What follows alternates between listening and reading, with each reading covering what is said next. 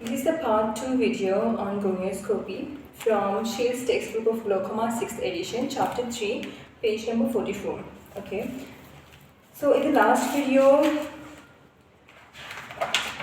I read about gonioscopy principles, direct gonioscopy, indirect gonioscopy, and the lenses, their principles, okay, their advantages, the comparison between direct and indirect gonioscopy, and disinfection of the gonio lenses. It is similar to the tonometers, okay.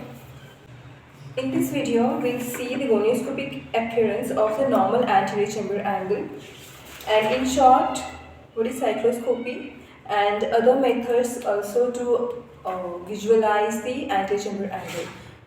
Okay, so gonioscopy, it is from the Greek word gonio means angle and scopy means to view. Okay, so this is the combination of two words. Gonioscopic appearance of the normal anterior chamber, starting at the root of the iris and progressing anteriorly toward the cornea. The following structures can be identified by gonioscopy in an adult with a normal angle. Ciliary body band. Ciliary body band, it is the anterior face or anterior surface or anterior portion of the ciliary body. This portion includes the radial and circular fibers, of the ciliary body, and the longitudinal or meridional fibers are not visible because they are inserted into the scleral spur and they are obscured by the presence of the scleral spur, and posteriorly they extend into the suprachoroidal lamina even beyond the equator. Okay. So ciliary body band. The ciliary body band is the portion of ciliary body visible in the anterior chamber as a result of the iris insertion into the ciliary body. The width of the band depends on the level of iris insertion and tends to be wider in myopic eyes. In myopic eyes, the anterior chamber is deeper, okay, and narrower in hyperopic eyes, and narrow anterior chamber in hypermetropic eyes. The color of the band is usually gray or dark brown. Scleral spur. This is the posterior lip of the scleral sulcus, which is attached to the ciliary body posteriorly and the corneoscleral meshwork anteriorly. It is usually seen as a prominent white line between the ciliary body band and functional trabecular meshwork, unless it is obscured by dense uveal meshwork or excessive pigment dispersion. Variable numbers of fine pigmented strands may frequently be seen crossing the scleral spur from the iris root to the functional meshwork. These are referred to as iris processes and represent thickening of the posterior uveal meshwork. Now once again, the scleral spur. This is the posterior lip of the scleral sulcus. What is scleral sulcus? It is the groove, okay? It is the groove on the inner surface of the limbus, scleral sulcus, and its posterior projection on the inner surface, inner side, is the scleral spur. And to the scleral spur, what is attached? The longitudinal muscle fibers of the ciliary body. The scleral spur, it is nothing but the prominent projecting part that is present on the inner aspect of the scleral sulcus. Now what is scleral sulcus? It is the groove. It extends from the scleral spur to the shawl base line, and it is present on the inner surface of the limbus. The groove that is present on the inner surface or inner portion of the limbus is the scleral sulcus. This is scleral sulcus, and its posterior projecting part is called as scleral spur. Now, what is attached to the scleral spur? Posteriorly, ciliary body muscles, longitudinal muscles are attached, and anteriorly, scleral spur, corneoscleral meshwork is attached. And it is seen as a prominent white line between the ciliary body band and the functional trabecular meshwork.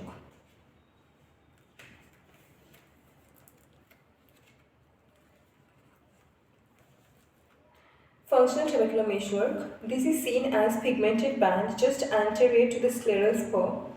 Although the trabecular meshwork actually extends from the iris root to shawl base line, it may be considered in two portions: the anterior part between the shawl base line and anterior edge of the Schlemm canal, which is involved to a lesser degree in aqueous outflow. B. The posterior or functional part, which is the remainder of the meshwork and is the primary site of aqueous outflow, especially that portion immediately adjacent to the Schlemm's canal. The appearance of functional meshwork varies considerably depending on the amount and distribution of pigment deposition.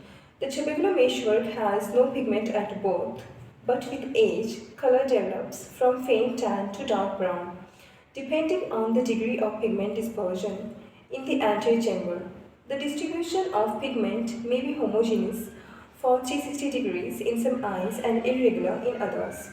In the functional portion of the meshwork, especially when lightly pigmented blood reflux in the Schlemm canal may sometimes be seen as a red band. So, tubercular meshwork, it is divided into two parts, anterior and posterior. Posterior tubercular meshwork is pigmented one, and anteriorly it is lightly pigmented, okay? And the anterior part, it extends from the shawl base line and anterior edge of the Schlemm's canal,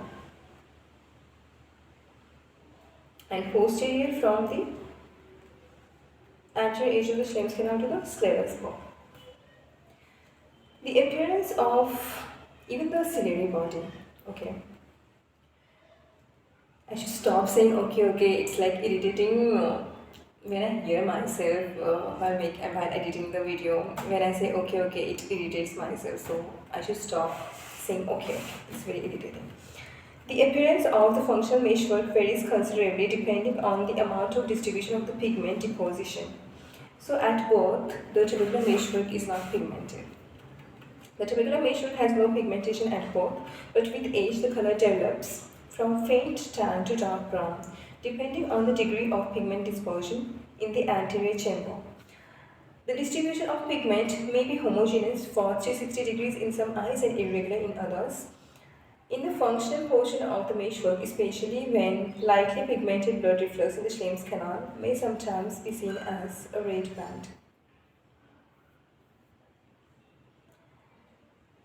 When the red band is seen in the functional portion, that is the pigmented portion of the tubercular meshwork, it is suggestive of the Schlemm's canal, and usually it becomes prominent when there is a trauma or when there is increased episteal venous pressure. In case of the Sturge-Weber syndrome, when there is increased episteal venous pressure.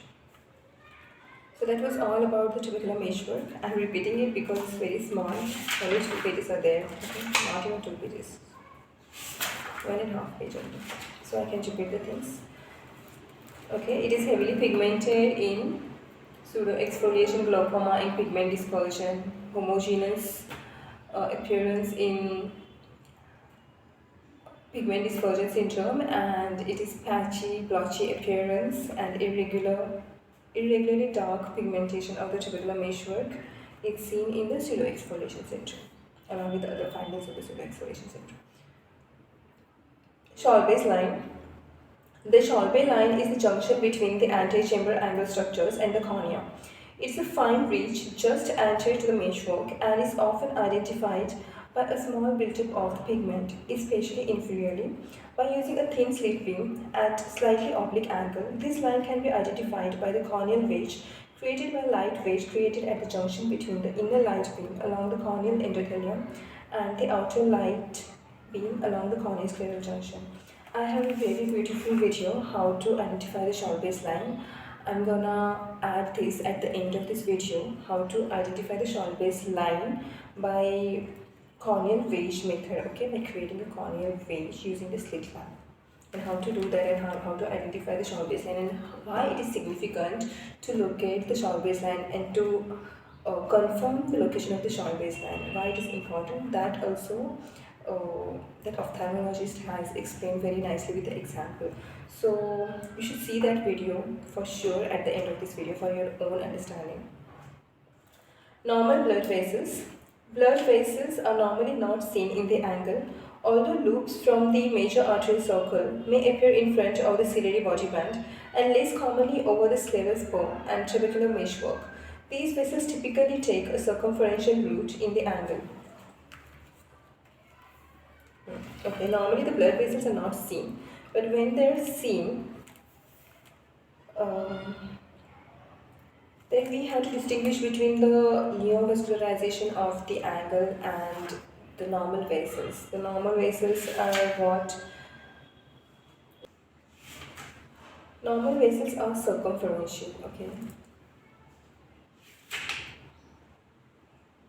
These are regular and circumferential. Actually, after completion of the gonioscopy, first I'll read it from the shields. Today I'll complete the gonioscopy from the shields glaucoma, and then tomorrow I'll talk about the gonioscopy. Tomorrow I'll read gonioscopy from the Jacobi's, and the day after tomorrow, for 3-4 days, it will take to read it from the Irvings because it's given nicely in a very explained and elaborate way. They have like discussed gonioscopy very nicely there. With all the classification, everything is combined there. But I would like to contribute in my own way at the end of all these parts that I read from the Jacobi Shields and from Irving's. I'll add some pictures and videos from different conditions, how the angle is seen in different conditions that I'll combine from the internet, and I'll make it available for you. And I think and it is also nicely given on the gonioscopy.org site. That also you should see, it's very nicely given. I have not gone through everything, but I saw the headings and first video I liked it so much, so that also you can refer, and I'll see if anything is missing there. I'll combine it all for you and for my own self. Blood vessels are normally not seen in the angle, although loops from the major arterial circle may appear in front of the ciliary body band and less commonly over the scleral spur and trabecular meshwork. They are present on the anterior surface of the ciliary body band, and they rarely extend over or cross the scleral spur and extend onto the trabecular meshwork. Rarely they do. Normal vessels. And these vessels typically take a circumferential route in the angle. In addition, an anterior ciliary artery may occasionally be seen as a more radially oriented vessel in the ciliary body band of lightly pigmented eyes. So usually circumferential, and radially oriented you can see anterior ciliary artery, which is seen occasionally in the ciliary body band, that is seen in the lightly pigmented eyes. Circumferential and radial vessels may also occasionally be seen in the peripheral iris of lightly colored eyes. Again, lightly colored eyes, peripheral iris, you can see these circumferential and radial vessels. Radial vessel is the anticiliary artery because it comes like this. Okay.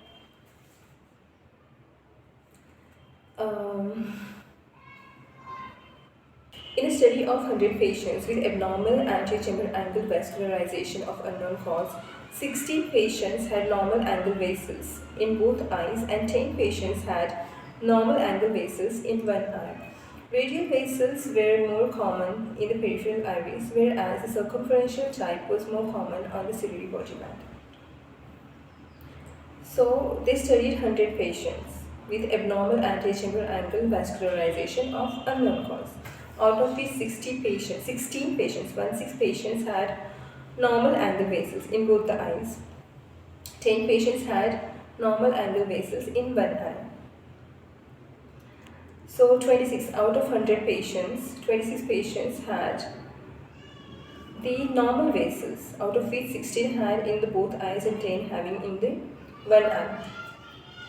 Radial vessels were more common in peripheral iris, whereas the circumferential type was more common on the ciliary body band. So circumferential type vessels are more common on the ciliary body band, and radial are more commonly seen on the iris, because obviously iris is like this, so radial, and ciliary body is like this, so circumferential. So it's very easy to understand that. Recording gonioscopic findings, various classification systems have been suggested for describing the width and appearance of the antechamber angle. However, descriptive words and drawings are probably the most useful technique for recording gonioscopic findings. The recorded data should include a configuration of the angle, depth of the angle on the basis of the most posterior structure that can be seen, degree of pigmentation, and presence of abnormal structures. Once again, the recorded data should include a Configuration of the angle. B. Depth of the angle on the basis of the most posterior structure that can be seen. C. Degree of pigmentation, and D. C. Degree of pigmentation, and D. Presence of abnormal structures. For example, a normal angle might be recorded as wide open with visualization to a wide ciliary body band for 360 degrees and moderate trabecular measure of pigmentation. Drawings can also be placed on a chart with concentric circles to document more specific details. Cycloscopy.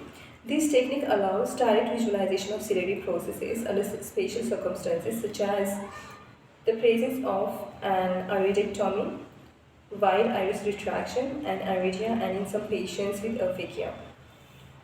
The main value of the technique is in conjunction with laser therapy to the ciliary processes, transpupillary cyclophotocoagulation discussed in section 3 that I'll discuss later on at the end of the gonioscopy, laser trabeculoplasty, then laser goniotomy, and cyclophotocoagulation, laser cyclophotocoagulation that I'll discuss later after gonioscopy.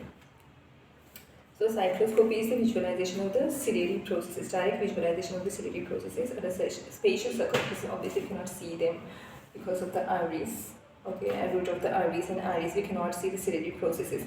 So in conditions like iridectomy, wide iris retraction, aphakia and iridia, we can see these ciliary processes, and their value is in conjunction with the laser therapy to the ciliary processes like in cyclophotoablation or cyclophotocoagulation.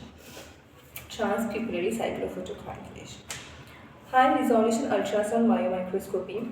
Another useful clinical tool to examine the anterior ocular segment is ultrasound technology. Ultrasound echoes are produced from interfaces of fluids and tissues. The differences between fluid or tissue properties yield certain echo characteristics between the interface of various compartments or tissue densities. The echo is optimal when the acoustic wave is oriented perpendicular to the interface. Ultrasonographic techniques can provide information in the amplitude mode or A-scan or in brightness mode or B-scan. A-scan means amplitude mode, B-scan, B stands for brightness mode. Okay, I should not say okay. In general, low frequency ultrasonography allows deeper tissue penetration, low frequency, deeper tissue penetration but lower resolution, compared with high frequency provides higher resolution but shallower penetration. There is a wide range of frequencies currently in use of ophthalmology. So low frequency means low resolution and high penetration, and higher frequency means shallow penetration, less penetration and more resolution. There is a wide range of frequencies currently in use in ophthalmology from 10 MHz to image the globe and orbit to 20 MHz, which images from the cornea to the posterior lens, 35 to 50 MHz, which image from the cornea to the anterior lens, and 100 MHz for imaging the cornea only. Frequencies 20 to 50 MHz, which are used to image the anterior segment, are referred to as high-resolution ultrasound biomicroscopy. Frequencies of 20 to 50 MHz, which are used to image the anterior segment, are referred to as high-frequency or high-resolution ultrasound biomicroscopy. So 10, 20 and 30 to 50. 10 for the entire globe and the orbit, 20 till from cornea to the posterior lens, and then 35 to 50 from cornea to the anterior lens. So between 20 to 50 it is called as high resolution ultrasound biomicroscopy for the anterior ocular structure visualization. High resolution ultrasound biomicroscopy allows for non-invasive means of visualizing anterior ocular structures at high resolution. In the management of patients with glaucoma, high resolution ultrasound biomicroscopy is helpful to define the antechamber angle anatomy when it cannot be seen gonioscopically, as well as structure and relationships among the iris, ciliary body, crystalline lens, intraocular lens, and anterior vitreous. For example, when the cornea is cloudy in shallow anterior chamber, okay, it's taking time, you can see the anterior chamber angle in that condition using the ultrasound biomicroscopy. Even optical coherence tomography. Now, what is optical coherence tomography of the anterior segment? In short, it's given here in this paragraph. Optical coherence tomography of the anterior segment introduced in 2006 recently. My second year of MBBS. Introduced in 2006, anterior segment optical coherence topography or anterior segment OCT provides a non-contact, non-invasive means to image the anterior chamber angle anatomy. The anterior segment OCT uses a 1310 nanometer wavelength compared with the 820 nanometer wavelength for posterior segment imaging. The anterior segment OCT has high resolution compared with high resolution ultrasound biomicroscopy for imaging structures in the iris and the angle anatomy. The anterior segment OCT is limited to imaging the cornea, anterior chamber, angle anatomy, and central portion of the lens to the pupil. This instrument is unable to adequately image the anatomy of the ciliary body or tissue masses behind the iris. So they are using what? They are using the light waves, using the wavelength of light wave 1310 nanometer. Now 1310 nanometer means it is a light wave, electromagnetic wave that is not visible. Compared with 820 nanometer wavelength for posterior, so it is infrared wavelength. So anti-segment OCT 1310 nanometer infrared range compared with the 820 nanometer wavelength for the posterior segment. So OCT can be used to see the anti-segment and posterior segment. Anti-segment they use the, in both the cases it's infrared that we cannot see, infrared electromagnetic wave. For anterior segment it is 1310 nanometer. For the posterior segment it is for posterior segment it is 820 nanometer wavelength. Means longer the wavelength. Actually usually how it is, longer the wavelength better the penetration. But here it is like 1310 anterior segment and 820 posterior segment. Okay. The anterior segment OCT has high resolution compared with high resolution ultrasound biomicroscopy. When we compare the anterior segment OCT with the ultrasound biomicroscopy, the anterior segment OCT has a high resolution. The structures are more clearer on the anterior segment OCT than the ultrasound biomicroscopy. For imaging structures in the iris and the angle anatomy, the anterior segment OCT is limited to imaging the cornea, anterior chamber, angle anatomy, and central portion of the lens. Cornea, anterior chamber, angle anatomy, and central portion of the lens to the pupil. This instrument is unable to adequately image the anatomy of the ciliary body or tissue masses behind the iris. Okay. So it's not the most peripheral. It is not capturing the most peripheral structures like ciliary body and the root of the iris and the tumors behind the ciliary body or the root of the iris. We can see only cornea, then anterior chamber angle, and central portion of the lens with the anterior segment OCT. But ultrasound biomicroscopy between 20 to 50 megahertz, it will give us the details of the ciliary body, the tumors behind the root of the iris, and the ciliary body details, ciliary body pathology. In that sense, the ultrasound biomicroscopy has more advantages over the anterior segment, but anterior segment OCT has a better resolution than the ultrasound biomicroscopy. Now figures. Figure 3.5, normal adult anterior chamber angle showing gonioscopic appearance right and cross section of corresponding structures left. 1 ciliary body band, 2 scleral spur, 3 trabecular meshwork, degree of pigmentation varies, 4 Chauvet line. Now ciliary body band, it is made up of the antiface of the ciliary body between the scleral spur and the root of the iris, made up of the which structures, which muscles, oblique and radial, not the longitudinal. Longitudinal or meridional fibers. Longitudinal means meridional. Meridional means longest axis of the longest diameter.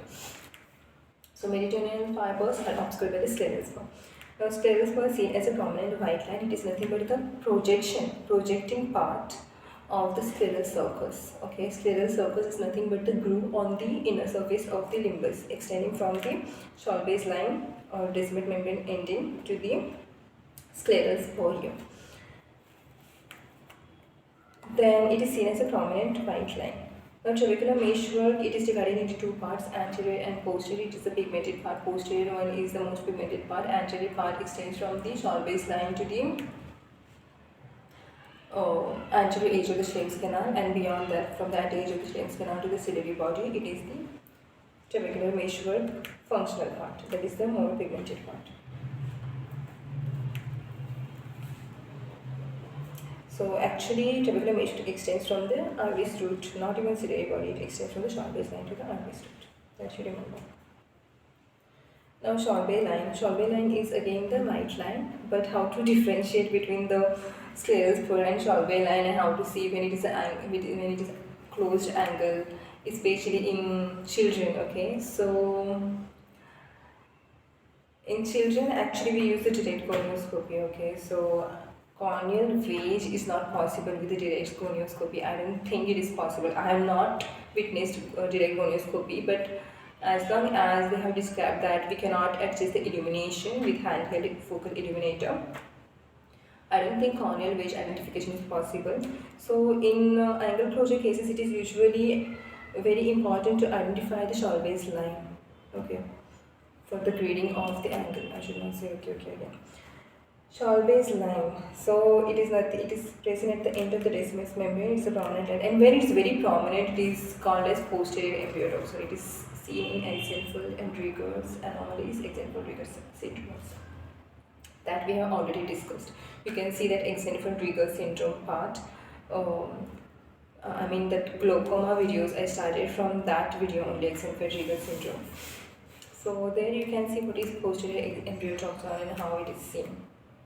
But later in childhood glaucomas, when I'm going to read after completing 2-3 basic chapters from Shields, after reading basic chapters like tonometry, gonioscopy, assessment of the visual field, and optic head appearance, first 4 basic chapters I'll cover from Shields and other standard books.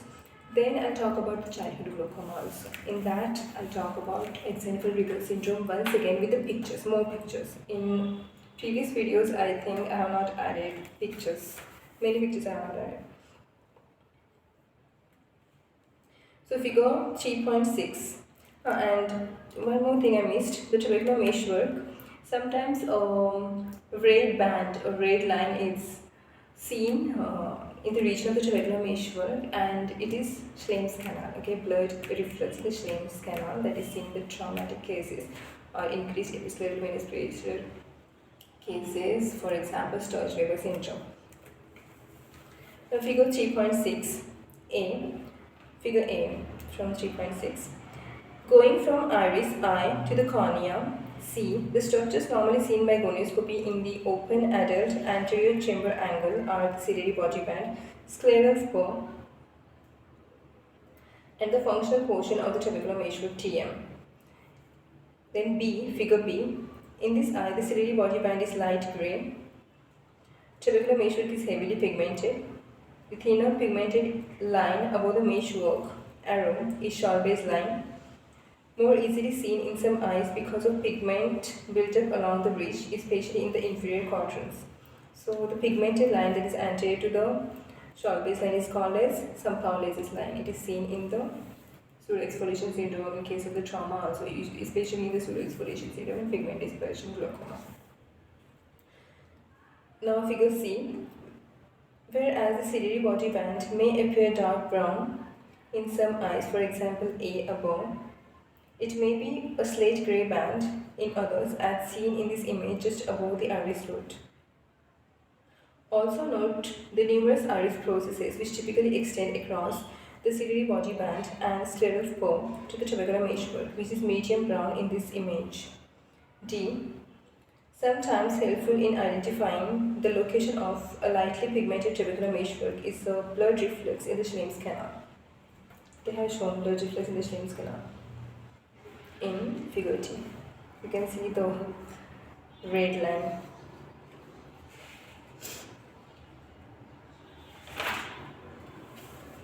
Figure 3.7, schematic representation of penetration of acoustic sound waves by different ultrasound frequencies, modified with permission from Cynthia Kentucky. So you can see 10 MHz low frequency, 10 MHz better penetration but less resolution for the imaging of the globe and the orbit. then 20 megahertz up to the posterior capsule of the lens, and then between the 35 or 30 to 50 megahertz from the cornea to the anterior surface of the lens.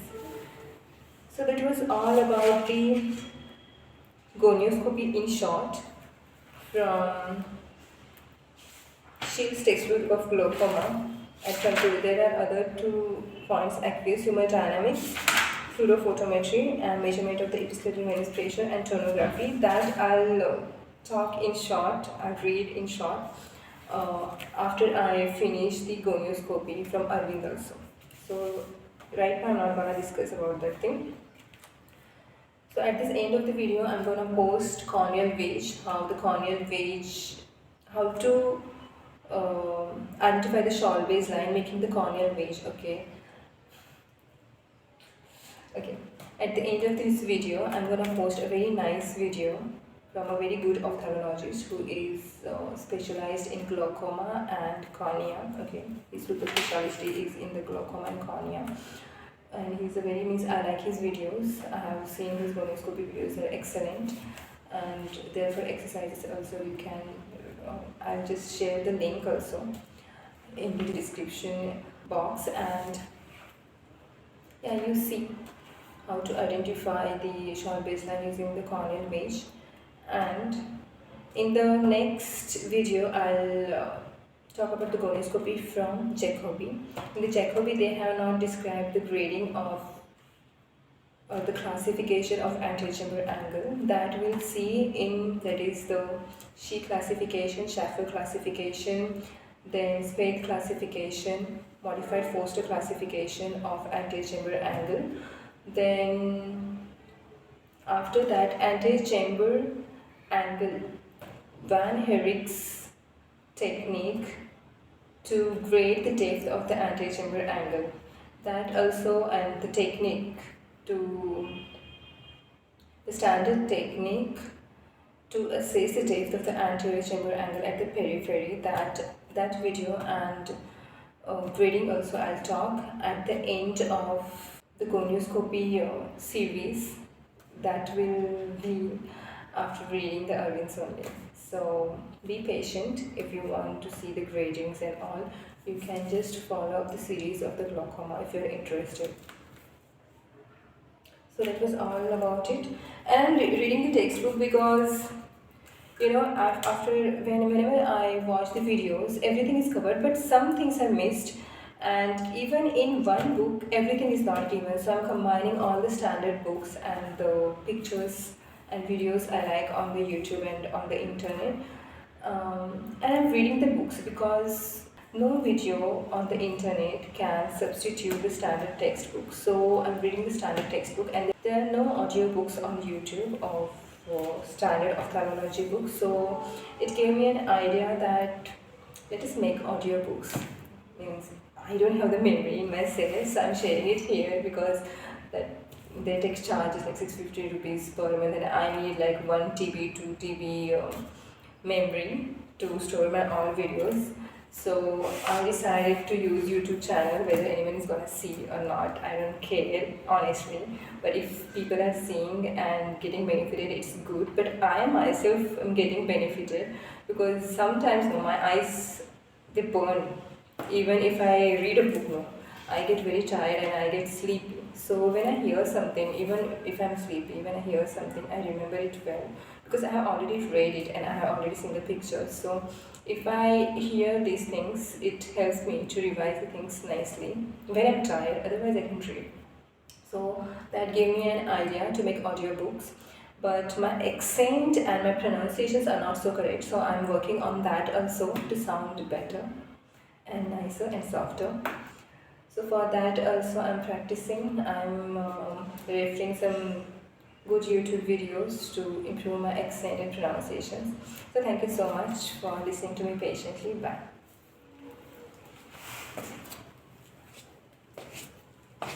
This is the first video in this series of Science in Glaucoma. Schwalbe's line is the starting landmark when doing gonioscopy. In this photo of a model, this is the location of the Schwalbe's line. Behind it, you have the trabecular meshwork, than the scleral sphere. Here you have the ciliary recess and iris.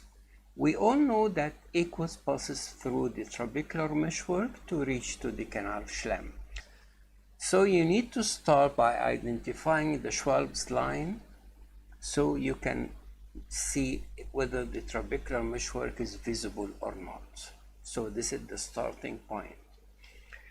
Here, this is the cornea.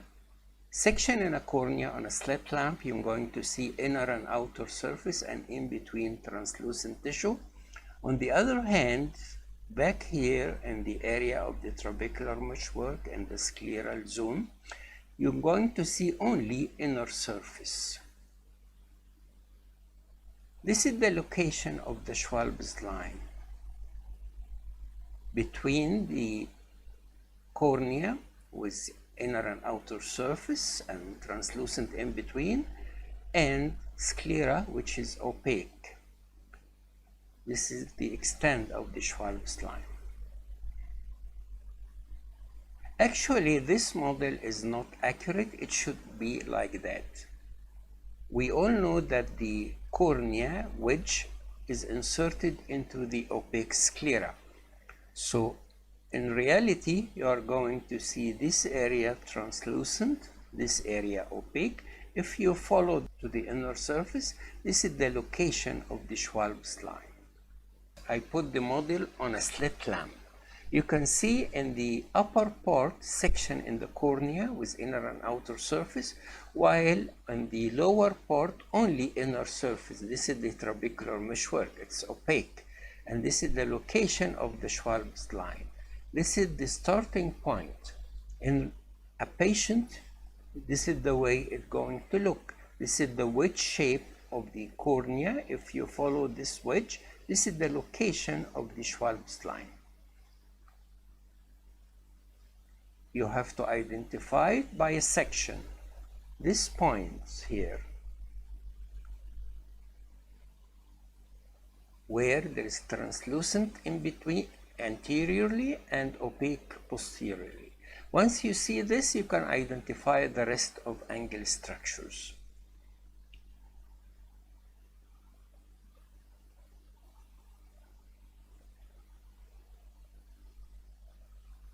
Thank you for your attention. This is a brief clip showing the corneal wedge in a patient whose angle is almost completely closed.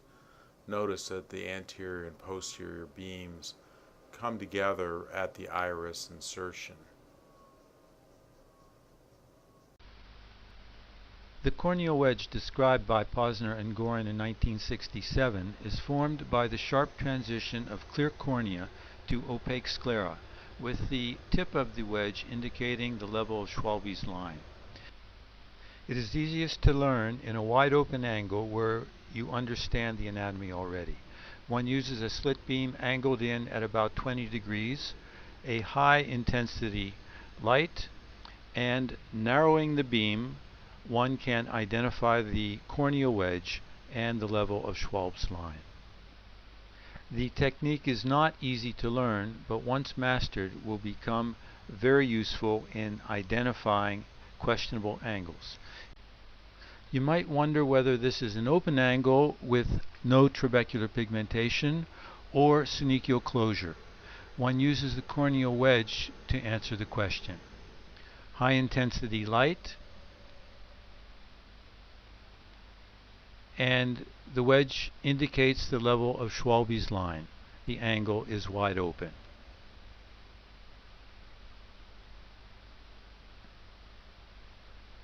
In this next case, the view is hazy because of corneal edema, raised intraocular pressure, and we use the wedge technique to find the level of Schwalbe's line. High intensity light, a narrow beam, and the wedge indicates there's definite synechial closure.